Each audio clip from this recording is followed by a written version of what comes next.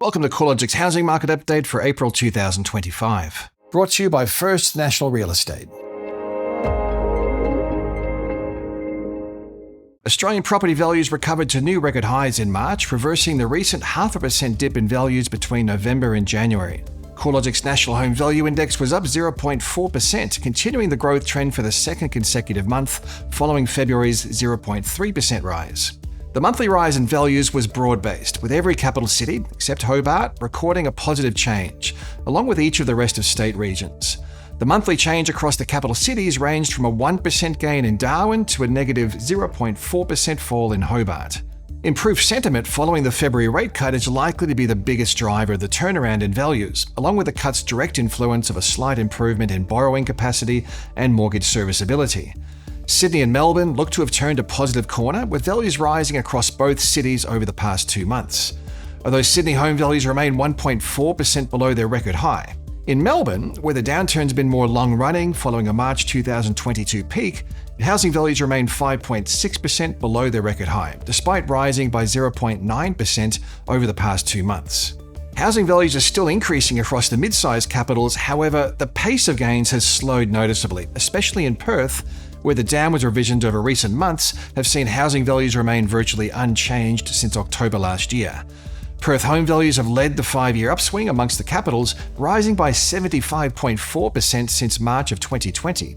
The change in housing values across the different price points, or value tiers, has started to even out, following a clear outperformance from the lower quartile of the market since mid-2023.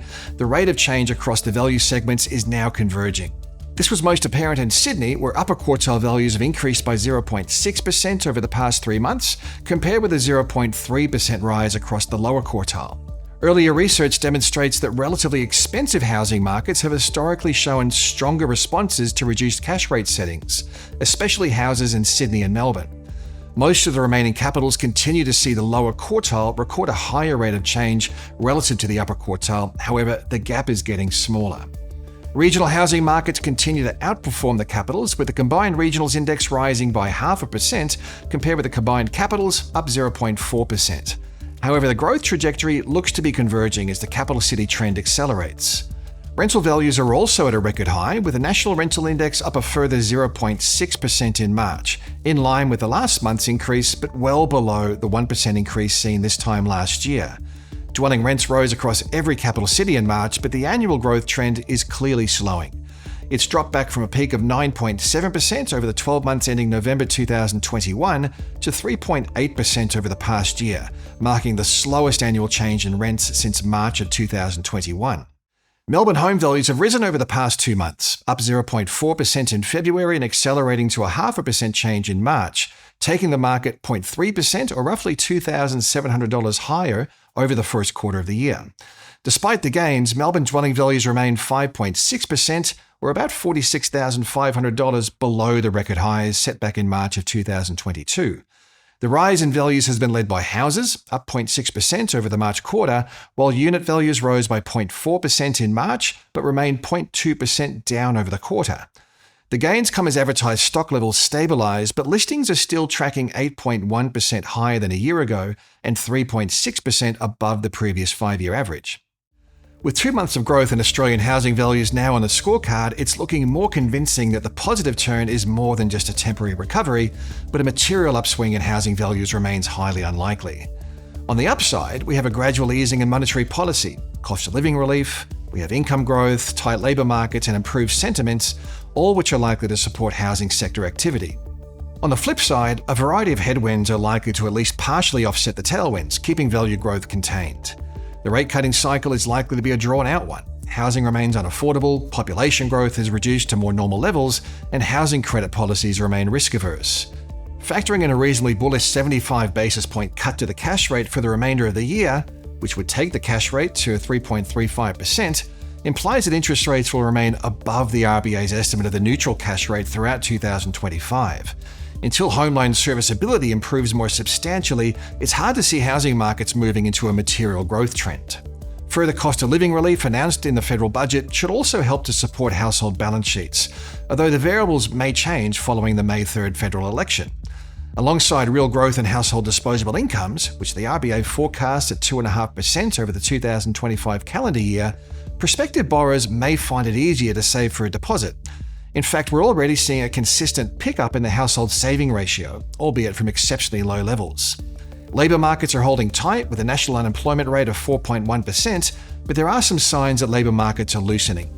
The February labour force update was relatively soft, showing the largest month-on-month fall in jobs since December 2023, taking the trend in annual jobs growth back to 1.9%, which is the lowest annual change since October of 2021. Measures of consumer sentiment have been rising, fueled by improvements in inflation outcomes, cost of living relief, and growing certainty that interest rates will come down further. Consumer sentiment and housing activity have historically shown a really strong relationship, so the improvement in sentiment should help to support sales turnover. Another downside factor for demand is that housing affordability remains stretched, with the national dwelling value to household income ratio on par with record highs at 8.0 at the end of last year.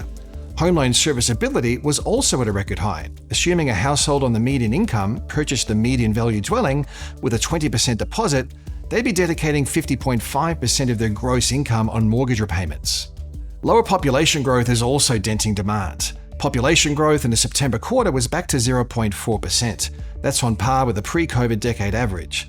The slowdown has been driven by a sharp drop in overseas migration following its peak in the first quarter of 2023. As of September 2024, quarterly net overseas migration numbers have reduced by 46%. Although demand-side pressures are easing, new housing supply is likely to remain constrained amid high costs, scarcity of skilled trades, and compressed profit margins. Even though population growth is easing, the cumulative undersupply of housing will take some time to address. Housing construction costs are still rising from an already high base, creating ongoing feasibility challenges for builders and developers, and the competition for trades with the infrastructure sector is likely to persist for several years at least. Low supply is another factor that could support further growth in values. Overall, it's likely we'll continue to see housing prices tick higher from month to month, with less diversity between the capitals as annual growth rates converge. The prospect of a surge in housing values as interest rates fall looks highly unlikely. What's more probable is a mild growth rate underpinned by a gradual fall in rates and ongoing supply-side challenges. As always, there's been a lot to cover in this update. If you'd like to dig a little deeper into these trends, check out the research and news pages of the CoreLogic website.